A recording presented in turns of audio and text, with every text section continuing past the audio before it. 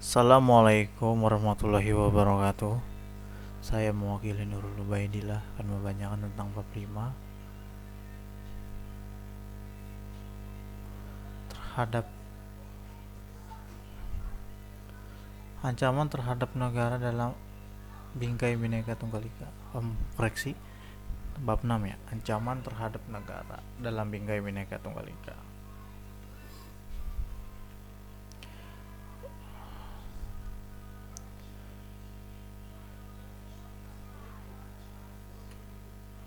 Adalah setiap usaha dan kegiatan baik dari dalam negeri maupun luar negeri yang dinilai membahayakan kedaulatan negara, keutuhan wilayah negara, dan keselamatan segenap bangsa.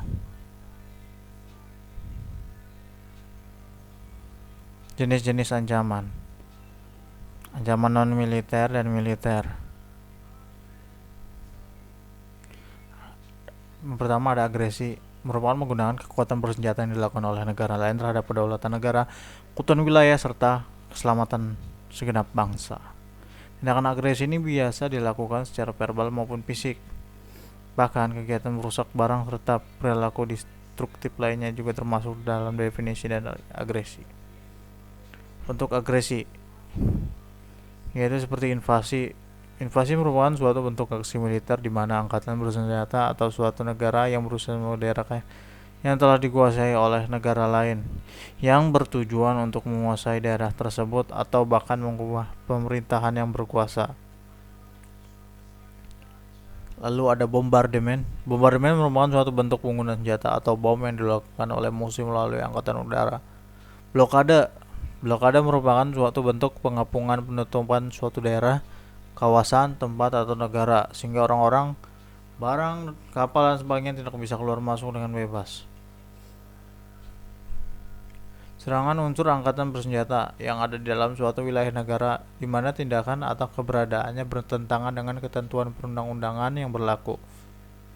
Tindakan yang mengizinkan penggunaan wilayahnya sebagai daerah persiapan agresi, pengiriman kelompok bersenjata untuk melakukan tindak kekerasan. Lanjut, ada pelanggaran wilayah. Pelanggaran wilayah merupakan suatu bentuk tindakan dengan memasuki suatu wilayah tanpa izin, baik oleh pesawat terbang maupun kapal perang.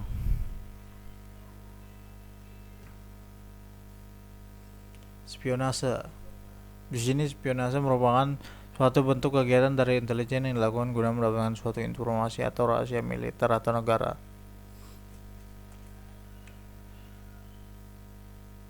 Sabotase merupakan tindakan pengerusakan yang dilakukan secara terencana, yang disengaja dan tersembunyi terhadap peralatan, personil, serta aktivitas dari bidang sasaran yang ingin dihancurkan yang berada di tengah-tengah masyarakat.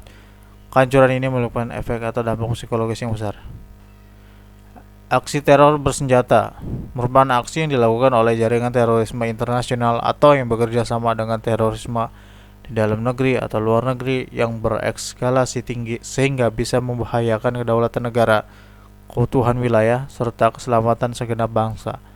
Contoh pada aksi ini adalah serangan Jakarta pada tahun 2016 lalu, yaitu Sarinah ya.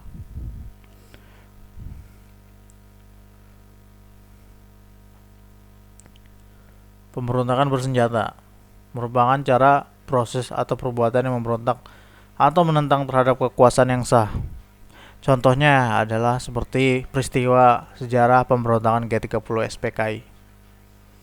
Ancaman non-militer merupakan ancaman yang tidak bersifat fisik serta bentuknya yang tidak terlihat seperti pada ancaman militer, karena ancaman ini berdimensi ideologi, politik, ekonomi, sosial, budaya, teknologi, informasi, serta keselamatan umum. Bentuk ancaman non-militer: ancaman berdimensi ideologi, berdimensi politik, berdimensi ekonomi, berdimensi sosial budaya, berdimensi teknologi informasi, berdimensi keselamatan umum. 1. Ancaman berdimensi ideologi. Sistem politik internasional mengalami perubahan semenjak Uni Soviet runtuh, sehingga paham komunis tidak populer lagi. Akan tetapi, potensi ancaman berbasis ideologi masih tetap diperhitungkan. 2. Ancaman berdimensi politik. Dibagi lagi menjadi A. Politik merupakan instrumen utama dalam menegakkan perang. Hal ini membuktikan jika ancaman politik bisa menumbangkan suatu rejim pemerintahan, bahkan juga bisa menghancurkan suatu negara. Tiga, ancaman berdimensi ekonomi. Ekonomi merupakan salah satu penentu posisi tawar dari setiap negara dalam pergaulan internasional. Kondisi ekonomi tentu sangat menentukan dalam pertahanan negara, dibagi dua, yaitu ancaman yang berasal dari internal ataupun yang berada dari eksternal. Ancaman berdimensi sosial budaya. Ancaman sosial budaya bisa berupa isu-isu mengenai kemiskinan, kebodohan, keterbelakangan, serta ketidakadilan yang menjadi dasar timbulnya konflik vertikal antara pemerintah pusat juga pemerintah daerah, beserta dengan konflik horizontal yaitu SARA. 5. Ancaman berdimensi teknologi informasi. Kemajuan akan ilmu pengetahuan dan teknologi yang berkembang dengan sangat pesat serta memberikan manfaat yang sangat besar bagi seluruh masyarakat. Namun, kejahatan juga terus mengikuti perkembangan tersebut, seperti contohnya kejahatan cyber dan kejahatan perbankan. Kenapa ada ancaman berdimensi keselamatan umum? Ya, ini bisa terjadi karena adanya bencana alam, misal gempa bumi, gunung meletus, dan tsunami.